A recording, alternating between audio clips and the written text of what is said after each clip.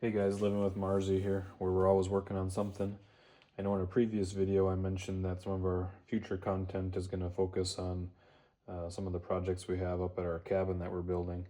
So we started building a cabin probably close to 2 years ago, maybe a little longer, with clearing the land. And we now have the foundation in, we have the structure up, we have most of it sided. It's insulated, the wiring's in, cabinets are in, drywall's in, it's painted. We need to stain the concrete floors, and we need to finish up some electrical and plumbing, and then all the trim work and such, and also some projects outside on the exterior with a little bit of soffit yet and some fascia. So I live about 4 hours away from where we're working on that project, and last year made numerous trips up there to work on it, and found myself taking totes of tools up there and not always having certain things that I needed. So this year I decided I'm going to put together a small bag of some of the essentials that I need to take kind of back and forth, stuff that I can leave in my truck for random projects around here, but also for taking up there. Now we have a lot of the big power tools up there. We have a table saw, we have a miter saw, we have a circular saw. The drills I usually take back and forth because I use them here, and like I said, it's 4 hours away. So I found after last year, there were a couple common items that I found myself grabbing. So let's get started. Here's a few of them. So this bag is a bag I've had for quite a while, and it's a 12-inch tool tote from Voyager at Harbor Freight. I think you can get them for $10 right now on sale, and it works well. It gives you access to a lot of the different things. So first and foremost, I bought a cheap set of hex drill bits, and that way when if I have a quick grab and go, I can just have my impact driver in there and the drill bits will work with this. I have another bag that has just a regular drill, and then I've got my bigger drills too, but just something that if I need to put a quick hole or two, I'll be able to do that. And then also I have some bits and such, so we can do everything with just one drill. Got a plastic putty knife, stud finder, some Teflon tape,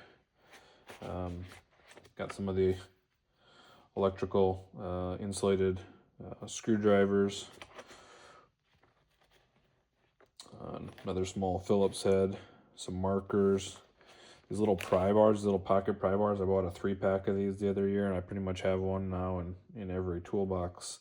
And they just come in so handy for prying out little things, little trim, staples, nails.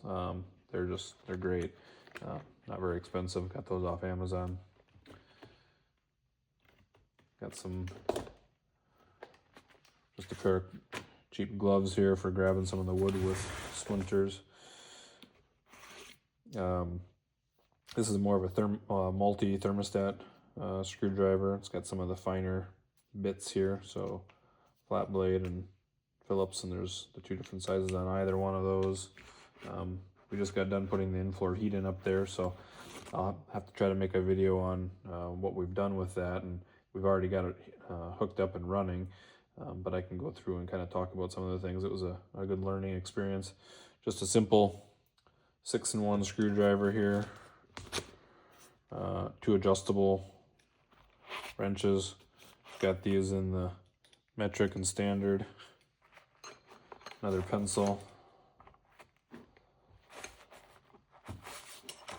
toothbrush for cleaning out random things. But up there we have a ton of sand, so sand's getting in everything. Here we just got a set of magnetized flathead and Phillips screwdrivers.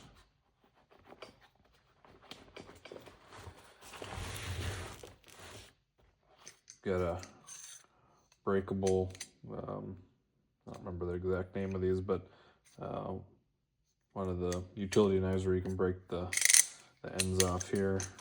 Works good for cutting insulation. Simple utility knife. Chisel. I've got a multi-tool here if you got to quick grab something. just a small tape measure to keep in here. Obviously that's not the one I'm using. I've got oodles of tape measures laying around up there. I put some simple common wrenches and some extras that I had laying around. So I've got a 13, a 15 and a 13, a 3/8, a 9/16 and a 1/2 inch. Just some ones to quick have in there for some of the smaller nuts and bolts you come across. 2 pairs of channel locks, multi-painter's tool,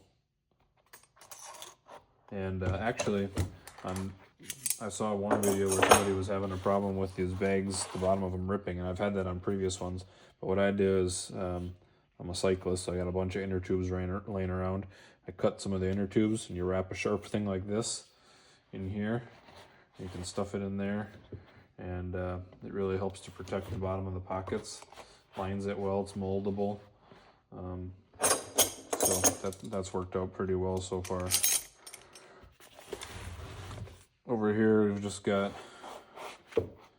some different size needle nose pliers, scissors,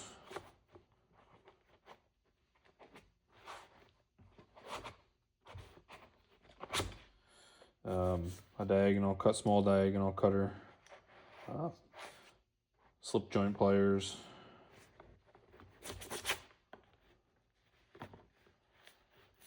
like I said, we got a lot of electrical, so we've got a little bigger diagonal cutter, lineman pliers,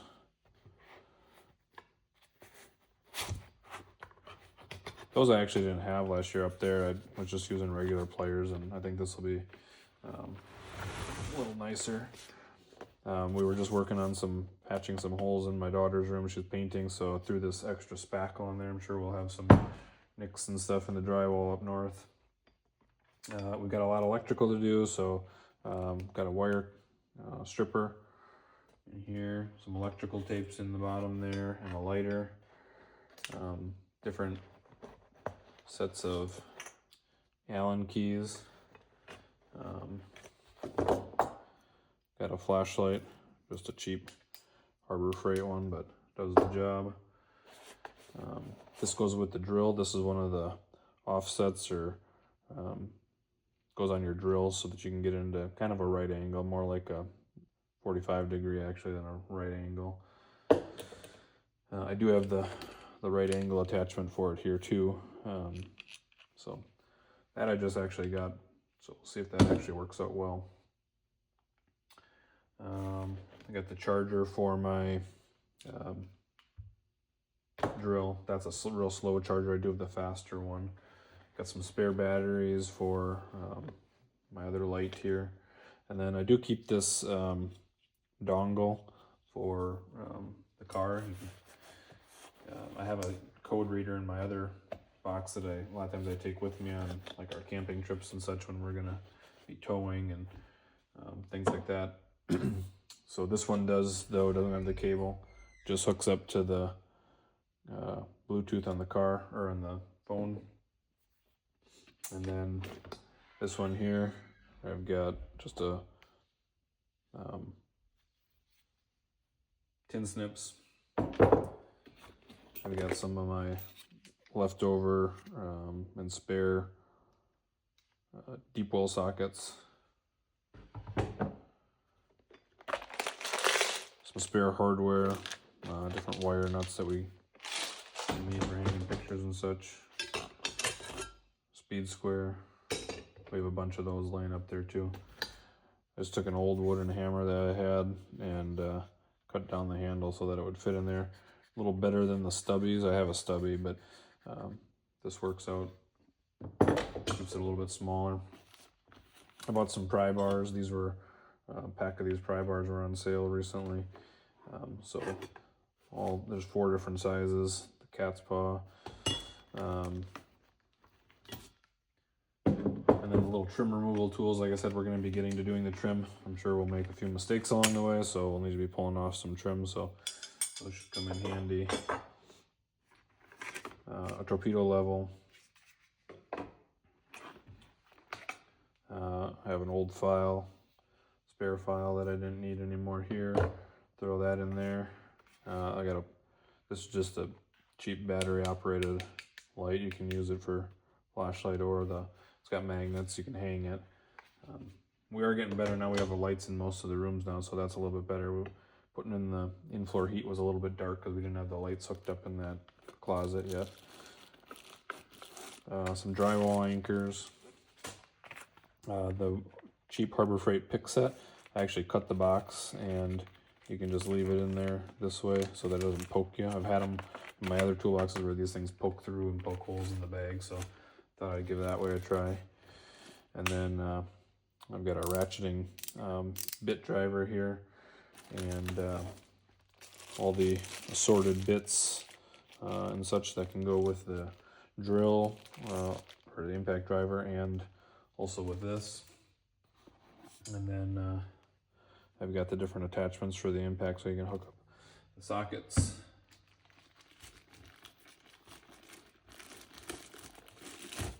And then the last thing I got, which, because like I said, because I keep it in my car, we got a 4-wheeler up there, lawnmowers, all that kind of stuff to work on. Just a cheap set of 3/8 socket set. So it's got metric, standard, goes down to 10 millimeters on this side, 10 to 22, and we got 5/16 to 7/8 on this side. We have a neighbor up there who's got quite a bit of tools as well, so if there's something that we don't have and we need, we can always get it from him as well. And then last but not least, if I need the other drill, got some different wire wheel and different anchors and such. And then I got the 12-volt drill that goes with this. And I don't know if you guys have tried this. These are the brushed versions. This and this are the brushed versions of the Hyper Tough. I can do a different video, but I've got some of the other Hyper Tough stuff, and I've been super impressed with it. The reason I got these were just for doing some of the smaller projects we have up at the cabin, and being able to put this in your tool belt. It's nice to put a smaller drill in your tool belt. I have a 220 volts, but those were constantly falling out or pulling down on my tool belt, so I think these are going to be good. I've got the Hyper Tough 3/8 inch impact, and I've got their ratchet, their brushless 1/4 inch, and I've loved all those. So this was a package deal, pretty cheap, so thought I'd give that a try. Just another bit set, charger, multi-screwdriver, some more bits, and then this came with that right angle driver. I'm not sure this will ever even work, but in that one scenario where you need to get a crazy angle to get one screw in or something, it very well may. So like I said, when you're 4 hours away, you don't have all your tools at your disposal as you would at home, so I like to try to have some of the things, even though you think you may not need it, better to have it than to not have it, because it takes a long time to get to a store up there. So that's my little bag, grab and go bag that I have for this year. I also have another toolbox which I had a short on for some of the more mechanical stuff with more sockets and different things like that for more automotive type stuff. Again, that's one that I keep in my truck when we're doing longer trips with camping and those kind of things. So hopefully this works, and look forward to getting some good content out here with the cabin build coming up. Thanks guys, see you soon.